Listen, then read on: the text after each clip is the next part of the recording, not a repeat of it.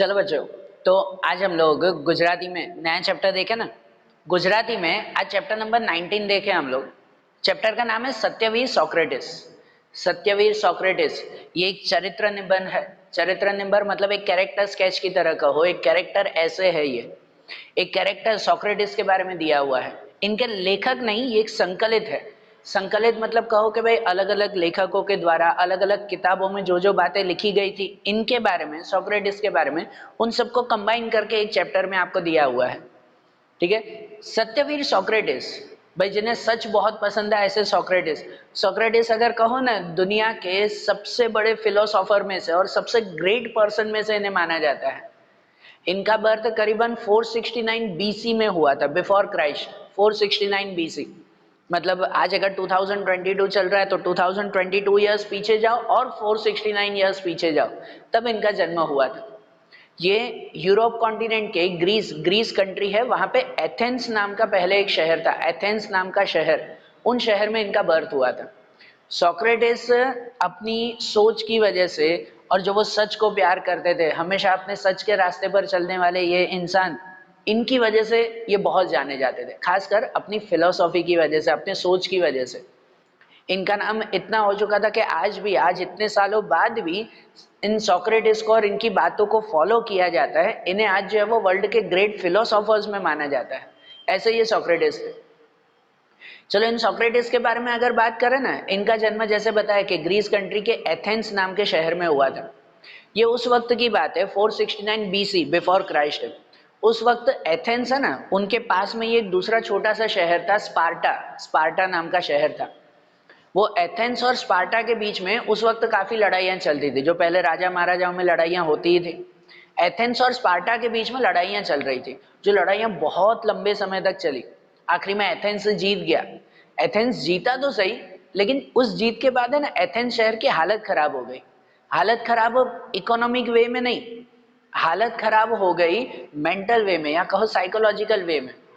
Athens के लोगों की जब जीत हुई ना इस लड़ाई में, तो यहाँ के लोगों को, यहाँ के जो राजकर्ता, जो नेता थे, जो राजा थे, उन सबको एक तरह का घमंड आ गया कि नहीं, कि हम कुछ हैं, बरोबर ना, कि भाई हमने जीत हासिल की है। उनको एक घमंड आ गया, और इस घमंड की वजह से वो खुद को जो है वो सबसे बड़ा मानने लगे कि नहीं भाई, हम ही सबसे महान है। एथेंस राज्य के लोग, उस शहर के लोग खुद को जो है वो बहुत बड़ा मानने लगे, और छोटे मोटे कामकाज के लिए ना वो खुद को इग्नोर करते थे कि नहीं यार, ऐसे कोई कामकाज के लिए तो घर पे नौकर रखने चाहिए, खुद काम नहीं करना चाहिए। ऐसी इनकी साइकोलॉजी हो गई, ऐसी इनकी जो है वो थिंकिंग हो गई, बरोबर। और ऐसे ही समय में ये सोक्रेटिस वहां पर रहते थे। सोक्रेटिस जिन्हें जो है वो हमेशा परिवर्तन पसंद था। परिवर्तन मतलब हमेशा चेंज होते रहना चाहिए, एक ही चीज में इंसान अटका रहे ना, वो इन्हें पसंद नहीं था। और ये रहते कैसे थे पता है? एकदम सिंप्लिसिटी में। एकदम सिंप्लिसिटी में रहने वाले ये पर्सन, माना जाता था कि सोक्रेटिस के पास खाली 2 जोड़ी कपड़े थे, उसी में ही वो गुजारा करते थे। और उसमें भी अगर कपड़ा कहीं फट जाए ना, तो वहां पे थिंगड़ू लगाकर, थिंगड़ू मतलब भाई कहीं फट जाए तो ऊपर छत्ता लगाकर उसमें काम चला लेते थे। कपड़ों पे उन्होंने ध्यान नहीं दिया, लेकिन अपनी सेहत के ऊपर वो हमेशा ध्यान रखते थे। खुद का शरीर हमेशा मजबूत रखना जानते थे ये सोक्रेटिस। वो कहते थे कि अगर शरीर मजबूत होगा ना, तो उसके जरिए वो लोगों की सेवा कर पाएंगे, वो लोगों के लिए कुछ कर पाएंगे। अगर शरीर ही साथ नहीं देगा तो लोगों के लिए फिर कैसे करे काम? तो इसलिए अपने शरीर को हमेशा जो है वो मजबूत रखते थे। और सोक्रेटिस मिताहारी थे। मिताहारी क्या कहते हैं ना, एक शाकाहारी, एक मांसाहारी, एक मिताहारी कहते हैं। मिताहारी किसे कहते हैं? मिताहारी मतलब कहलाता है कि जिसको जितनी जरूर हो ना, जिस वक्त जितनी जरूर हो उतना ही खाना खाना। अब भले दिन में जो है वो 10 बार खाना खाओ, लेकिन जितनी जरूर है उतना। हम कितनी बार जो है वो पेट भर जाता है, लेकिन फिर भी सामने मनपसंद चीज पड़ी है तो हम पेट भर के खाते जाते हैं, खाते जाते हैं, भले पेट भर गया उसके बाद भी खाते जाते हैं। ये नहीं, मिताहारी इंसान वो कहलाता है जितनी जरूर है उतना खाएंगे, उसके बाद छोड़ देंगे हम लोग, है ना, भले ही कितना भी अच्छा, कितना भी ज्यादा खाना क्यों ना हो। सोक्रेटिस वो मिताहारी थे। वो लोगों को कहते थे कि भाई आप लोग जो है वो खाने में मसाला डालते हो स्वाद के लिए, वो कहते हैं वो अपनी भूख को ही स्वाद की तरह महसूस करते हैं, वो भूख को ही स्वाद की तरह एंजॉय करते हैं। भाई वो तभी खाते हैं जब जो है वो एकदम कड़क के भूख लगी हुई हो, तब वो जितनी जरूर हो उतना खा लेते हैं, उसके बाद बस ठीक।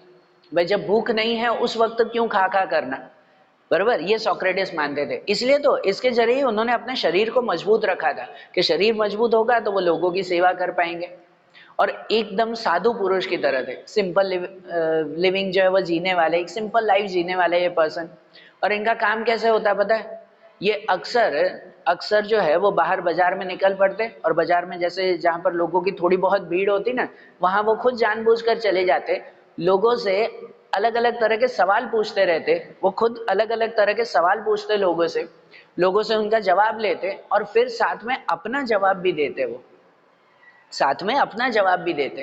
भाई जहाँ पे भीड़ होती खुद वहां पहुंच जाते, लोगों से कोई फिलोसॉफी का क्वेश्चन पूछते। अब हर एक इंसान जो वहां पे खड़ा हुआ होगा वो कुछ ना कुछ जवाब तो देगा ही। उन सबके जवाब सुनने के बाद फिर ये सोक्रेटिस खुद अपना जवाब भी देते और लोगों को समझाते कि देखो असली बात ये है।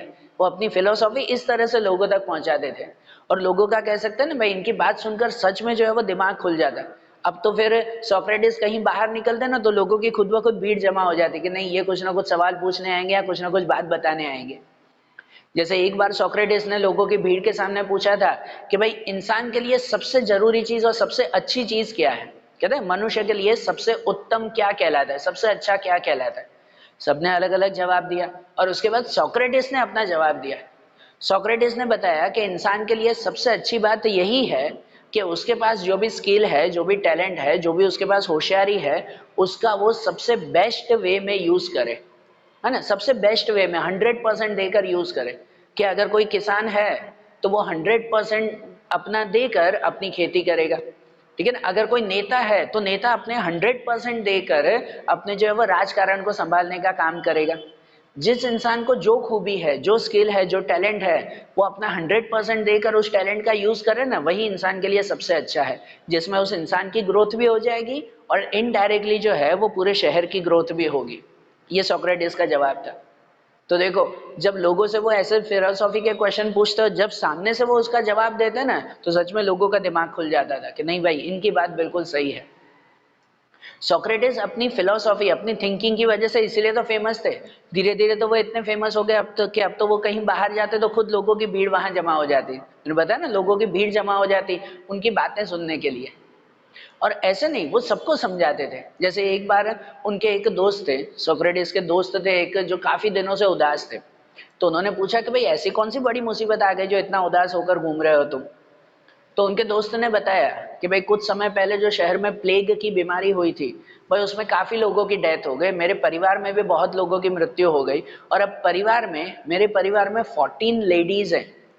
14 लेडीज, जिन सबको संभालने की जिम्मेदारी मेरे ऊपर।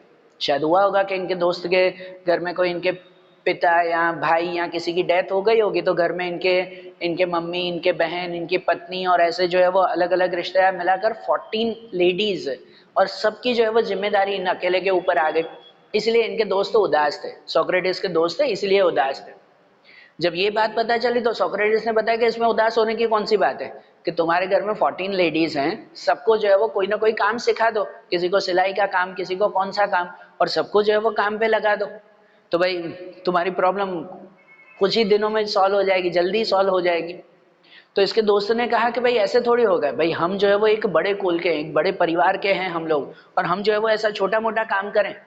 मैंने बताया ना, एथेंस शहर के लोगों को यही बात जो है वो मन में घुस गई थी कि हम भाई हम सबसे महान हैं, हम हर जगह से जीते हुए हैं, तो हम ऐसा छोटा मोटा कामकाज क्यों करें? वहां के लोगों को यही बात मन में थी, और ये बात सोक्रेटिस को पसंद नहीं थी। उसके दोस्त ने भी यही बात कही ना कि भाई हम जो है वो इतने बड़े परिवार के और हम ऐसा छोटा मोटा कामकाज करें, तो इसी वजह से तो वो उदास थे। सोक्रेटिस ने उनको समझाया कि देखो, कि तुम जो है वो समाज के डर से या भाई लोगों की जो है वो सोच मानकर तुम ऐसा काम करना बंद कर दोगे तो इसमें नुकसान तुम्हारा ही होगा।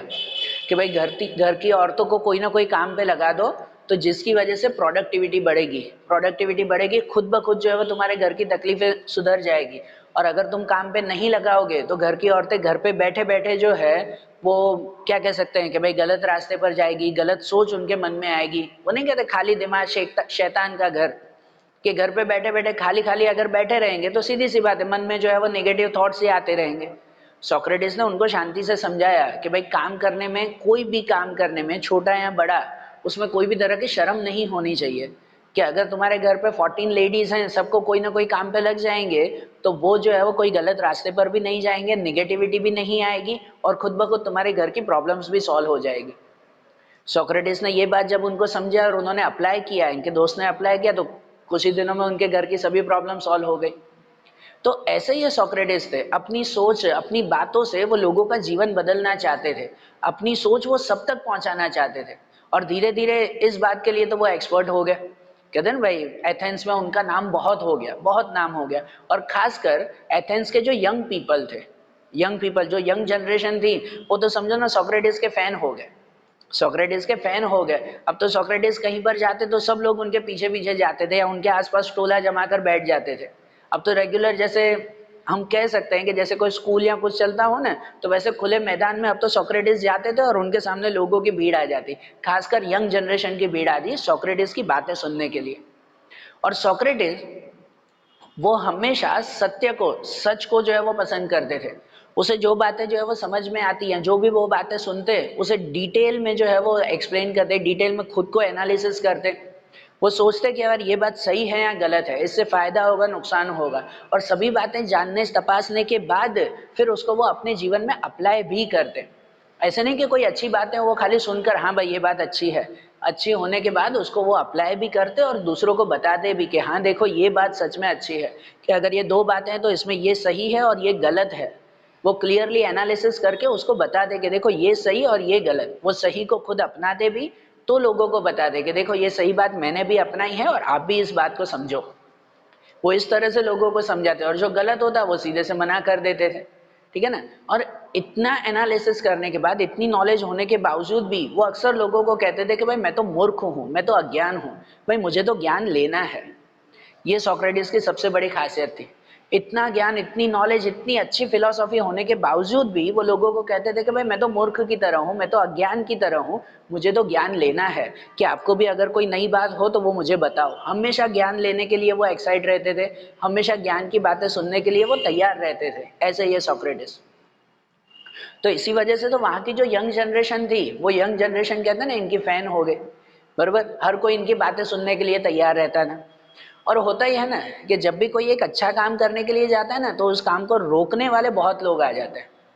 अब वैसे ही हुआ कि एथेंस शहर के जो बड़े राजकर्ता थे, मतलब बड़े नेता कहो, राजा के मंत्री कहो, उसमें एनेटस नाम का एक मंत्री था, एनेटस।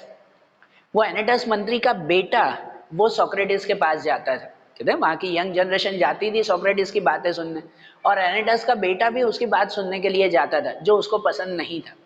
और वहां के बहुत सारे नेताओं को पसंद नहीं था कि लोग अब हमारी बातें नहीं सुन रहे हैं, सोक्रेटिस की बातें सुन रहे हैं, उसकी फिलोसॉफी सुन रहे हैं, हमारी बातें नहीं सुन रहे। और इसी वजह से जब लोगों को, जब जो भी लोगों को ऐसी चीजों से जेलसी होती है, तो वो उसे रोकने की कोशिश जरूर करते हैं। उस एथेंस शहर के जो बड़े नेता थे, उन नेता ने जो है वो उन्हें रोकने की कोशिश की, और किया भी। उन्होंने जो है वो प्लानिंग करके जाल बिछाकर और सोक्रेटिस के ऊपर इल्जाम लगा दिए।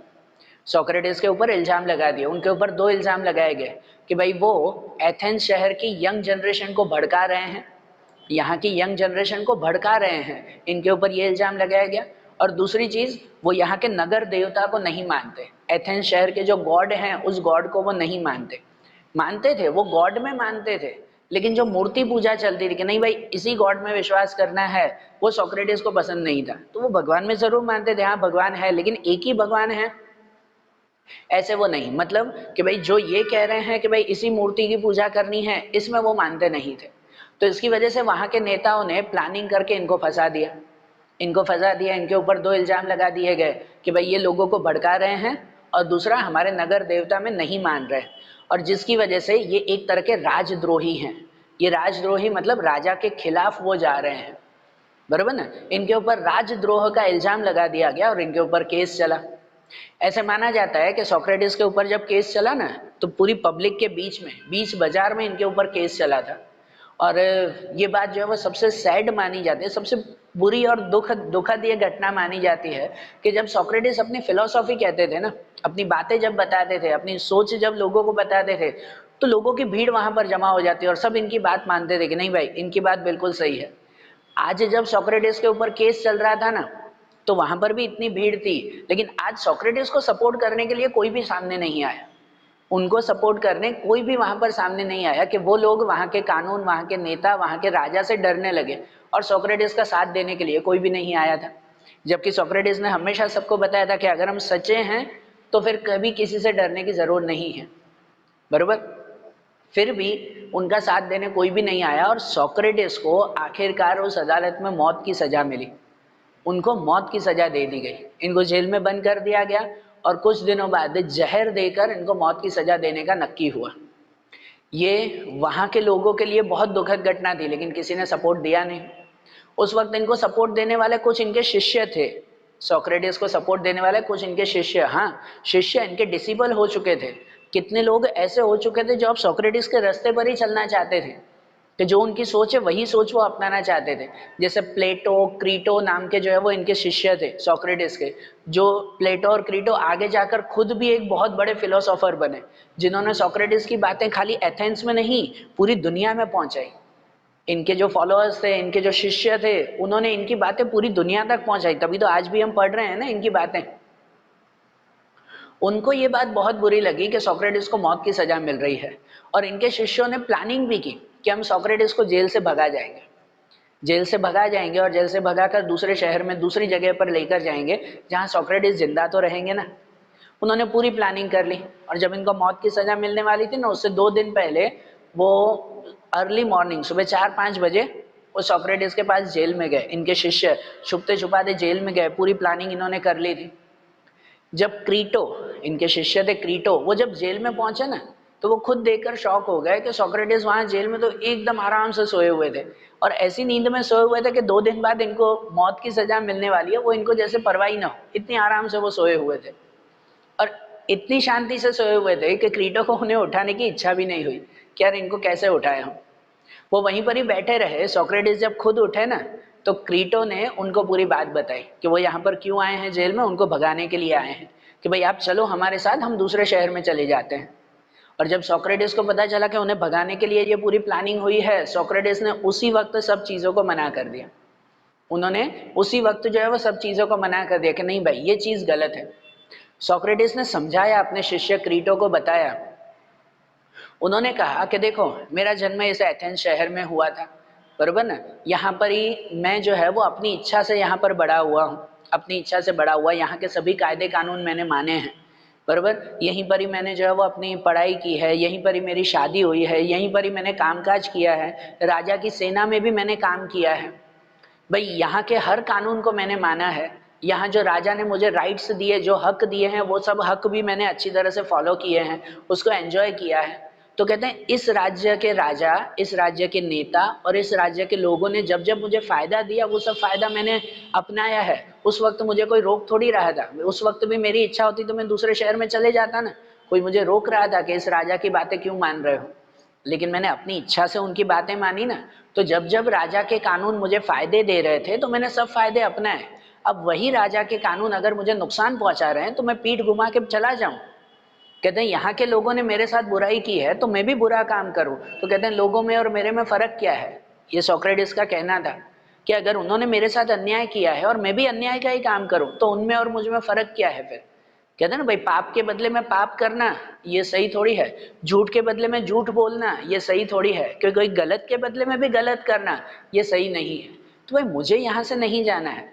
जब जब यहाँ के देश के कानून ने, यहाँ राजा के कानून ने मुझे फायदे दिए, वो सब फायदे मैंने अपनाए हैं। अब वही कानून जब मुझे सजा दे रहा है तो वो सजा भी मैं खुशी खुशी अपनाने के लिए तैयार हूँ, मुझे कोई किसी से कंप्लेंट नहीं है।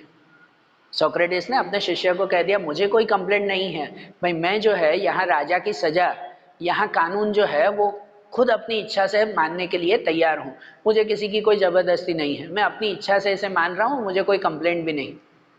सोक्रेटिस ने जब ये बात बताई तो अब उनके शिष्य भी क्या कहें। आखिरकार वो दिन आ ही गया जब सोक्रेटिस को मौत की सजा मिलने वाली थी। इनको जो है वो जहर का प्याला दे दिया गया, एक प्याले में जहर दे दिया गया उनको, और बोल दिया गया कि भाई ये जहर पीकर और यहाँ खुले मैदान में सीधे सीधे चलते बनो, भाई जहां तक आप चल सके। ये इनको मौत की सजा मिली थी। जब इनको जहर का प्याला दिया जा रहा था ना, तो जो सैनिक इन्हें जहर का प्याला दे रहे थे वो सैनिक भी रो रहे थे। उनकी भी इच्छा नहीं हो रही थी कि भाई सोक्रेटिस की मौत होनी चाहिए, वो ऐसे पर्सन थे। और सोक्रेटिस ने जो है वो खुशी खुशी जहर का प्याला इस तरह से पी लिया जैसे कोई शरबत पी रहे हो। उन्होंने इस तरह से जो है वो मौत को गले लगा लिया। और दुनिया के सबसे बड़े सबसे महान इंसान, सबसे ग्रेट फिलोसोफर की इस तरह से डेथ हुई। उनकी तो डेथ हो गई, लेकिन उनकी सोच, उनकी थिंकिंग, उनकी फिलोसॉफी अगर कहो, वो अमर हो गई, वो इमॉर्टल हो गई। आज इतने सालों बाद, करीबन 3000 साल होने को आए हैं, और इतने सालों बाद भी जो है आज उनकी बातों को याद किया जाता है। 2500-3000 साल बाद भी उनकी बातों को याद किया जाता है, तो सोचो उनकी बातों में कितना दम होगा। बरोबर। आपको भी सच में अगर कभी मौका मिले, अगर कभी टाइम मिले, तो आपके पास तो ये इंटरनेट की खुली दुनिया है आपके पास, जहां पर रियली सोक्रेटिस की बातों को कभी पढ़ना, कभी सुनना, उस सच में जो है वो ध्यान आएगा कि सोक्रेटिस क्या ग्रेट पर्सन थे। ये तो हमने चैप्टर वाइज जो है वो थोड़ी सी बातें सुनी, कहते हैं ना समुद्र का एक बूंद हमने खाली यहाँ पर सुना है। उनकी समुद्र जैसी बातें कैसी है ना, वो कभी मौका मिले तो जरूर सुनना है। तो आज जैसे हमने ये चैप्टर देखा सत्यवीर सोक्रेटिस, वैसे ही गुजराती के अब जो आगे के चैप्टर्स आएंगे, अगले पॉइंट्स आएंगे, वो अब हम लोग नेक्स्ट वीडियोस में देखेंगे। Okay, thank you.